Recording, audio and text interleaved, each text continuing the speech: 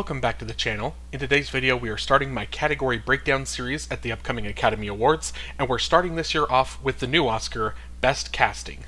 Now if you're new to this series or new to my channel, and didn't see any of the videos I've done the last couple years, I think this is year 3 now that we're going on to this, basically what we do in this series is we just take a look at every single category at the upcoming Academy Awards, and we talk a little bit about all 5 of the nominees, about why they got nominated, who alongside with the film got nominated, so in this case the casting directors, we'll talk about them, and a little bit about their bio and things that they've done, just a little bit here and there, and then at the end I'm going to give you my personal ranking and my prediction for how likely it is I think that they win the Oscar on March 15th. So without further ado, let's take a look at the nominees.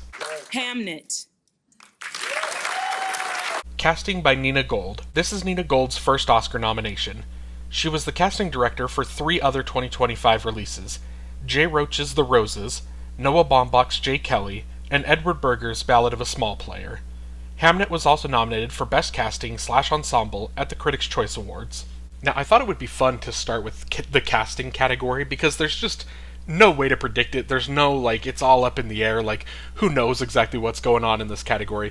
But I thought it was just it creates a lot of fun discussions. One of the themes you're going to notice in this video is pretty much everyone here is first-time nominees because it's the first Oscar, or the first time that this category's been around.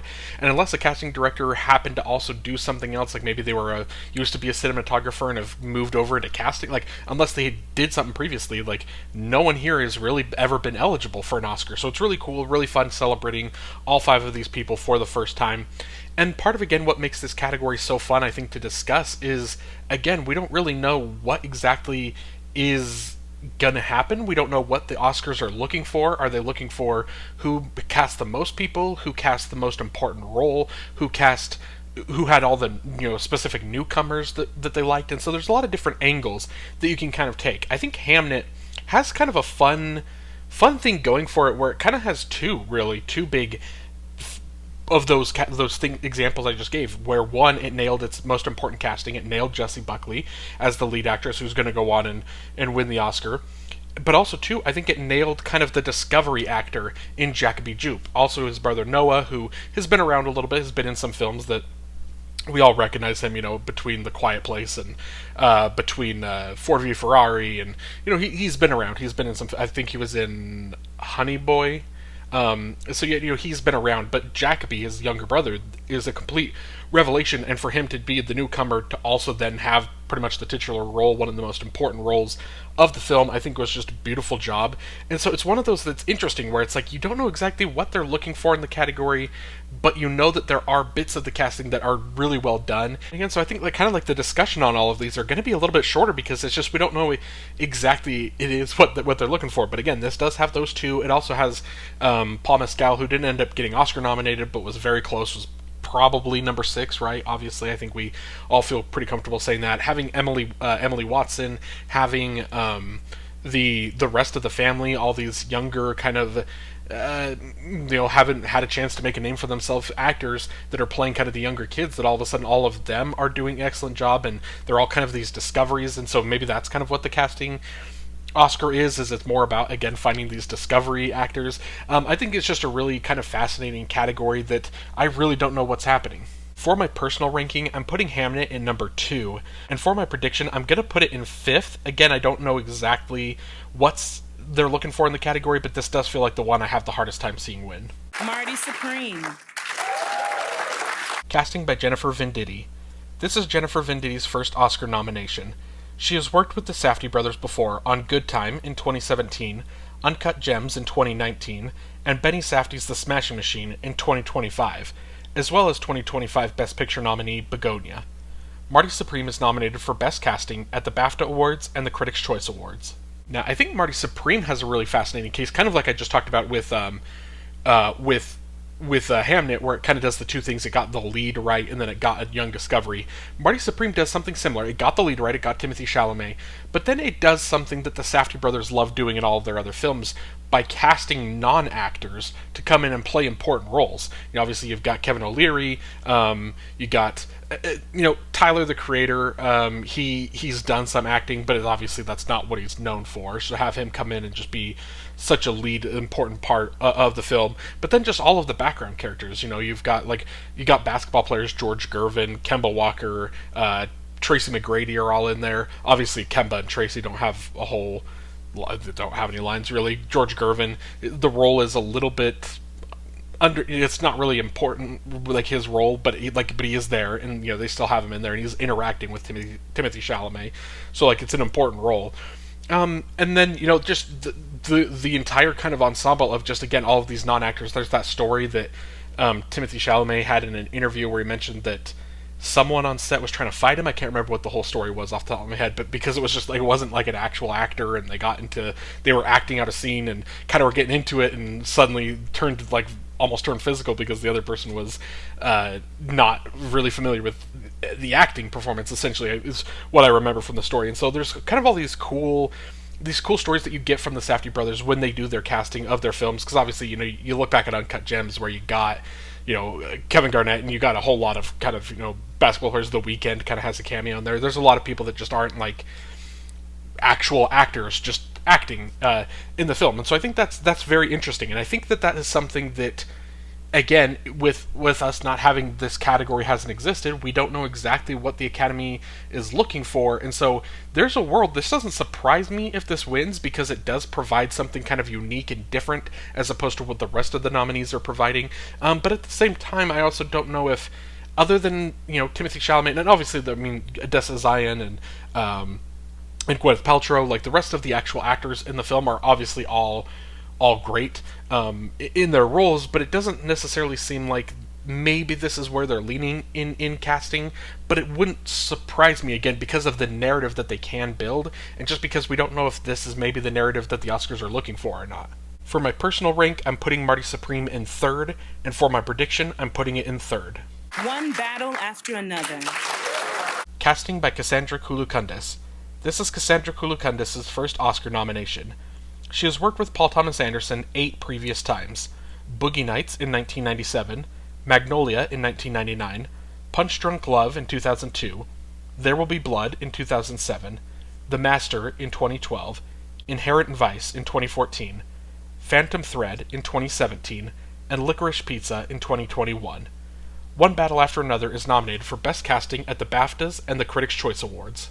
Again, I'm going to sound like a broken record, but I kind of laid out the couple different genres or avenues that maybe the Oscars might be looking at, and One Battle After Another meets, again, two of those criteria super well, because you obviously have Leonardo DiCaprio as your lead. You nailed that, but then you also have kind of the discovery actress in Chase Infinity in her first kind of big role, where she steps in as the lead actress of the film, is how they campaigned her, so obviously they had a lot of faith in Chase Infinity in this film, and so there is that going for it. I think also what One Battle After Another has that, yeah, nothing else here has. I guess we'll talk about, there's a film down at the bottom, the last film we'll talk about, that comes close.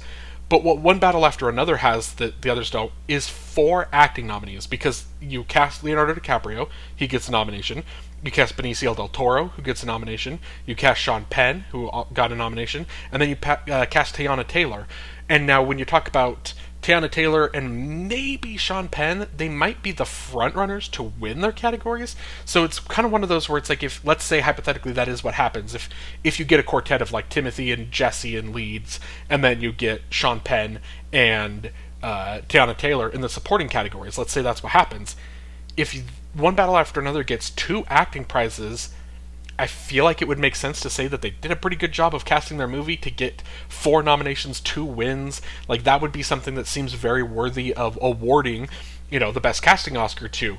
But it's just, unfortunately, it's one of those that we just don't know really if that's what they're doing. What One Battle After Another does that is maybe a little bit different than, again, another film, maybe the next 2 films that we'll talk about, is it is an ensemble piece in terms that there are so many people, but it really focuses on a couple characters, and then the other characters, like a Benicio del Toro, who's there, but he's kind of only there to accompany Leonardo DiCaprio, to be like in service with him, where it's like they have the scenes together. It's just kind of them. I guess he has like the one scene with Chase Infinity early, but for the most part, his connection to the story is just kind of tied into whenever Leonardo DiCaprio's passing by around him, right? And then outside of like him, Chase Infinity, and Sean Penn, they're the kind of the three that kind of get their own story. Tiana Taylor, she's only in it for a little bit, and then she kind of disappears, even though she's still an important part of the narrative and what's going on. But then you've got like Regina Hall, who is again in the beginning, but then she only kind of really has a connection to one character the rest of the way. So it kind of feels like some of the supporting cast is maybe kind of dependent on the one other person that they're going to share the screen with at any point during the movie. And so who knows if that's a good thing or a bad thing. Like, I'm not trying to say that is a bad thing, but we're going to talk about in the other films that maybe the ensemble's used a little bit more cohesively all together. Maybe that's what they're looking for. But just in terms of just kind of the numbers game, where I feel like One Battle After Another did such a great job of casting these roles, getting them all Oscar nominated, I tend to think that it's going to be one of the frontrunners in the category. For my personal ranking, I'm putting One Battle After Another in 4th, and for my prediction, I'm putting it in 2nd. The Secret Agent. Casting by Gabriel Dominguez. This is Gabriel Dominguez's first Oscar nomination. He was the casting director for 2 other 2025 releases, Gabriel Mascaro's The Blue Trail, and Anna Moilert's The Best Mother in the World. The Secret Agent wasn't nominated for Best Casting at any other major precursor. Now, The Secret Agent kind of does the same thing that I was just talking about with One Battle After Another, where there is a wide array of supporting characters, but everyone only kind of exists in the extent of like their connection to Wagner Moura. A lot of them don't, very few scenes in the film that don't feature Wagner Moura very prominently. I guess there's a couple here and there, but even when he's not on screen, it's still like he's the focus, his character, they're still talking about him. So I think he kind of just serves as this through line, so it's kind of interesting, but and kind of similar to what I was saying with One Battle After Another. But I think what The Secret Agent does, twofold. One of them is it's just a very wide cast. There are multiple scenes, multiple moments. Wagner Moura's character has, kind of bounces around to where the beginning of the film he's talking to some group of characters, then he's talking to kind of the area that he moves to, this apartment, all these different people that live in the same building. Then he's kind of got his job that he's doing, so he's got a whole different group of people that he's working with there, that he's interacting with. Then he's kind of got, there's like the police, and then there's a different group. Don't want to kind of go into too much into spoilers. There's a different group that is kind of helping him, and then there's a different group that's clearly not helping him, but you kind of get all of these different groups, and it's one of those that when you're watching the film, you realize like this is such a deep cast in terms of like for all of these movies. This is maybe the deepest in terms of like so many important characters and so many key players in this film that are playing such an integral part to the film. So I think that is kind of a big strength for The Secret Agent and what it kind of has going for it. The other thing that it really has going for it, again, is nailing the lead actor, getting Wagner Moura in this film and an excellent performance that he gives. It's again, it sounds like a broken record because this is kind of the thing that is obviously very great about all of these films, is they all nailed their lead. It would be shocking if a film ever makes it into the Best Casting Oscar category without really having a great lead performance. Like, obviously that is where the acting and where the casting starts. But I think for The Secret Agent, again, unfortunately, I'm not super familiar with all of these actors, these Brazilian actors and actresses. I don't know how many of them are big actors, how many of them are noticeable, recognizable to people in Brazil, or if this is a scenario where the casting director really did a great job of finding so many different people that maybe aren't these household names, but all come in and nail these parts and nail these roles. I kind of tend to think that is likely the case, that maybe they're obviously bigger in Brazil, and maybe people do, especially people in Brazil maybe know them or recognize them, but they're not, like, again, the household names to where it's like a no-brainer that you're going to cast all these A-list celebrities in your movie. They're getting a lot of these people that come in and it feels like they're very authentic and feel like they're very true to, like, the roles that they were cast in. So I think it's just a whole lot of fun, the casting in this film. It's the one that, for me, I think I was, again, kind of enjoying the casting and the array of the different characters that were getting on screen, and I think they just did an excellent job of finding everyone that was perfect for those roles. For my personal ranking, I'm putting The Secret Agent in 5th, and for my prediction, I'm putting it in 4th. Sinners. Casting by Francine Maisler. This is Francine Maisler's first Oscar nomination. She was the casting director for 8 other 2025 releases: Bong Joon-ho's Mickey 17, Edgar Wright's The Running Man, Scott Cooper's Springsteen, Deliver Me From Nowhere, Jesse Armstrong's Mountainhead, Kogonada's A Big Bold Beautiful Journey, Paul Greengrass's The Lost Bus, Mimi Cave's Holland, and James L. Brooks's Ella McKay. Sinners won for Best Casting/Ensemble at the Critics' Choice Awards and is also nominated at the BAFTAs. Now, this is the film for me that I think is overall probably like the most immediately like digestible, and like you can understand why this got casting and why it's probably the frontrunner. I don't want to say anything definitively because, again, who knows exactly what's going on in this category. But Sinners does a couple things here, like I've just been talking about, that does an excellent job of, it got its lead, it got Michael B. Jordan. It got 2 other Oscar nominations in Wunmi Masaku and Delroy Lindo. Not to mention, you got Michael B. Jordan, but you also got Michael B. Jordan in 2 roles, which is incredible. It does the excellent thing that I was giving Hamnet and One Battle After Another credit for, of finding the young newcomer in Miles Caton, who delivers such an amazing performance in this film that is so important, I think, to highlight. But ultimately, for me, I think the reason that it's the clear frontrunner is the wide ensemble cast. This isn't maybe as wide as The Secret Agent, or even like One Battle After Another probably has more total characters overall.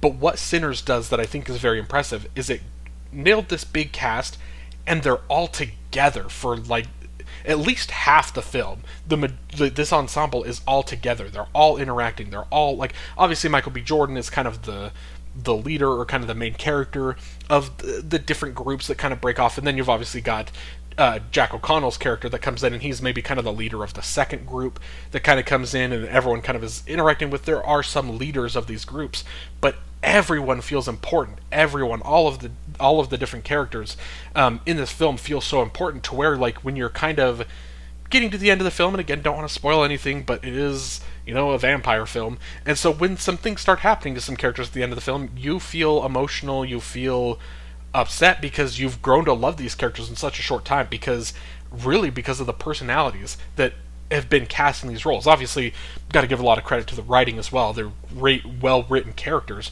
But for me personally, I think the connection I have to them is the actors, the performances that they're giving. I care about Delroy Lindo. I care about Wunmi Masaku. I care about Haley Steinfeld. I care about Michael B. Jordan, Miles Caton. I'm drawing a blank on her name. And I'm drawing a blank on the character's name, but the one Miles Caton is after, the girl that calls him Preacher Boy. She doesn't, Jamie Larson or something. Anyway, the whole cast, you care about all of these characters. You care about the what they're bringing, and it's a fascinating story too, because the way that it's told, and again, this is going to be something that we'll talk about more, obviously, in like the screenplay categories. But we kind of just start at a point with these characters, and you go forward, but then it feels like you understand their stories, you understand the backstories. It almost feels like, because of the performances these actors give, it feels like their entire journey to get to this point in the film. So again, I just think it's a brilliant job that they did of casting these roles individually, and so for me, I think that's why I'm pretty comfortable saying that this is the frontrunner. For my personal ranking, I'm putting Sinners in first, and for my prediction, I'm putting it in first. And that's it. Thank you so much for watching this video. Let me know down below in the comments what you think of these kind of predictions, what you think of this category, who's your frontrunner in the category, maybe who's your sleeper pick, or who are you rooting for to win. A lot of discussions that we can have in the comments on this category. And if you'd like to like this video and then subscribe to the channel so you don't miss any future episodes in this series, my category breakdown series, or just any of the other series that I have going on my channel, I would greatly appreciate it. Thank you so much for watching. Have a great day.